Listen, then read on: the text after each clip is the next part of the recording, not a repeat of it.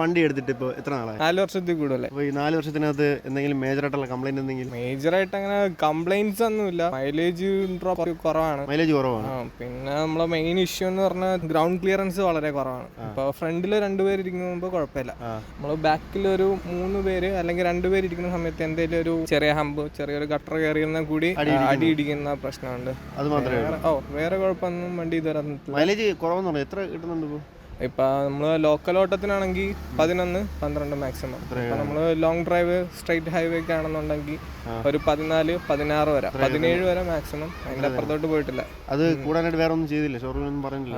കൂടാനായിട്ട് അവർ പറഞ്ഞത് ഹോണ്ടയുടെ എല്ലാ വണ്ടിയും ഇങ്ങനെ തന്നെയാണ്, എൻജിൻ ഈ ഒരു ഇതിലൊക്കെ തന്നെയാണ്, മൈലേജ് ഒക്കെ അതാണ് അവർ പറയുന്നത്. വേറെ അവർ കൂടാനായിട്ട് വേറെ ഒന്നും ചെയ്യണമെന്നൊന്നും പറഞ്ഞിട്ടില്ല. ഇത് സെയിം വണ്ടിയുള്ള ആൾക്കാരുടെ ചോദിച്ചു അവർക്ക് എങ്ങനെ കിട്ടുന്നുണ്ടെന്ന്? സെയിം വണ്ടി മിക്കവരെല്ലാം ഇതിപ്പോൾ പെട്രോൾ എഞ്ചിനാണ്. അപ്പം ഡീസൽ എഞ്ചിനും ഒക്കെ ഉള്ളവരാണ് അടുത്ത് കൂടുതൽ.